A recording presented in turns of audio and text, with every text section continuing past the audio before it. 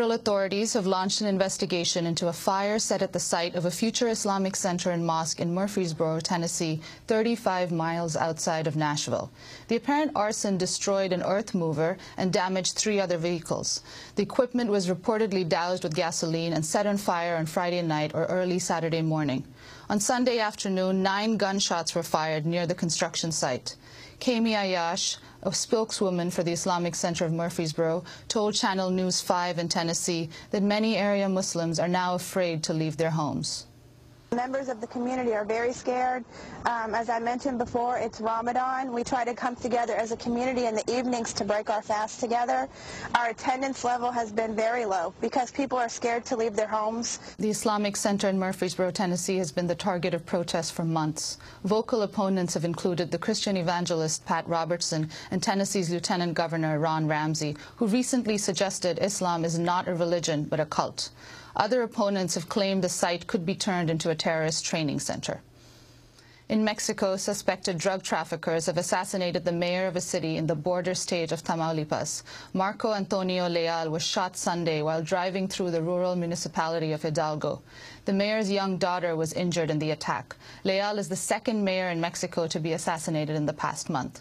The state of Tamaulipas, which borders Texas, is where the bodies of 72 murdered migrant workers were found last week.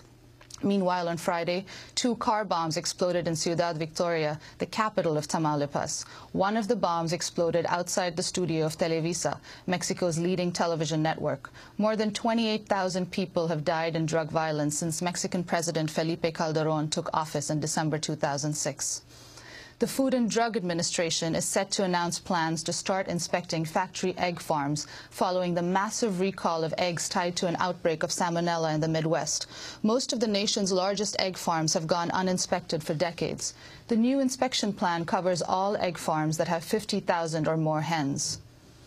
In news from Africa, a forthcoming UN report on the Democratic Republic of Congo says crimes committed by Rwanda's army and Congolese rebels during the 1990s in the Congo could be classified as genocide. The New York Times reports the UN report bluntly challenges the conventional history of events in the region after the 1994 Rwandan genocide. The UN report charges that after the genocide ended in Rwanda, Tutsi-led Rwandan troops and their rebel allies killed tens of thousands of members of the Hutu ethnic group inside the Congo. A draft of the report states, quote, "The majority of the victims were children, women, elderly people, and the sick, who were often undernourished and posed no threat to the attacking forces." The U.S.-supported Rwandan government has dismissed the findings of the UN report, and the government is threatening to reconsider its contributions to UN peacekeeping missions if the draft report is published. And in Pakistan, it has been a month since torrential monsoon rains triggered the country's worst natural disaster on record. As many as 20 million people have been left homeless due to the massive flooding.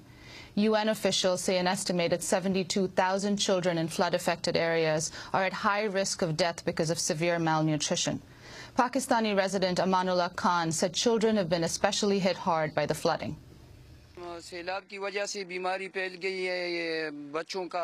Diseases are spreading because of the floods. The skin on children's feet is getting infected. They also have upset stomachs and gastric problems. They are also getting eye infections. We have received no help from the government. There is no medical camp here.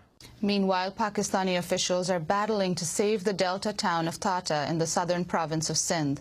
Water has already broken the banks of the Indus River near Tata and also topped a feeder canal running off the river. 95% of the town's 300,000 residents have already fled their homes. An influential Israeli rabbi is coming under criticism after he gave a sermon Saturday in which he prayed for all Palestinians to perish in plague. Rabbi Ovadia Yosef is the founder of the Shas party, part of Israeli Prime Minister Benjamin Netanyahu's coalition government. May our enemies and haters end. Abu Mazen and all these evil people should perish from this earth. God should strike them and these Palestinians, evil haters of Israel, with a plague. Rabbi Ovadia Yosef's comments come just days before Israeli Prime Minister Benjamin Netanyahu and Palestinian Authority President Mahmoud Abbas are scheduled to begin direct talks in Washington. Palestinian Authority spokesperson Ghassan Khatib condemned the rabbi's remarks. The statement that we heard from Ovadia Youssef is a racist incitement statement that is responsible for increasing the hatred and deepening the racist attitude among the Israeli society. In Washington, competing rallies were held Saturday on the 47th anniversary of the historic March on Washington for Jobs and Freedom, where Dr. Martin Luther King Jr. gave his I Have a Dream speech. The right-wing Fox News broadcaster Glenn Beck organized a large rally in front of the Lincoln Memorial, the same site as the 1963 march. Many of the speakers, including Sarah Palin, repeatedly invoked Martin Luther King's name. You have the same still spine and the moral courage of Washington and Lincoln and Martin Luther King. It is in you. It will sustain you as it sustained them. So with pride in the red, white, and blue, with gratitude to our men and women in uniform, let's stand together, let's stand with honor, let's restore America. God bless you and God bless America. Meanwhile, civil rights leader, the Reverend Al Sharpton, organized a counter-rally called Reclaim the Dream. He accused Glenn Beck of disgracing Martin Luther King's name. We wouldn't disgrace today by allowing you to provoke us. No matter what you say, no matter what you do, we're going to celebrate those that laid down their lives to give us a chance. This ain't about them. This is about Dr. King. In economic news, the unemployment rate for youths reached a record 19.1% last month. According to the U.S. Bureau of Labor Statistics, it was the highest midsummer jobless rate for the 16 to 24-year-olds since record-keeping began in 1948. The youth unemployment rate has nearly doubled over the past 2 years. Meanwhile, a prominent economist from the University of Maryland is warning the U.S. economy could experience painfully slow growth and high unemployment for another decade or longer as a result of the economic crisis and the collapse of the housing market.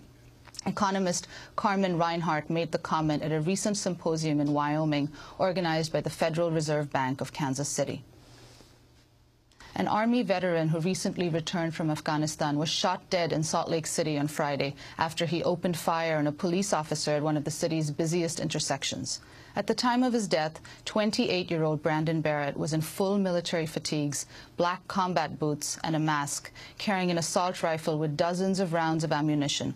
Barrett joined the armed forces almost 4 years ago, but went AWOL last month. He returned in June from a year-long deployment to Afghanistan. And those are some of the headlines. This is Democracy Now!, democracynow.org, The War and Peace Report. I'm Anjali Kamath.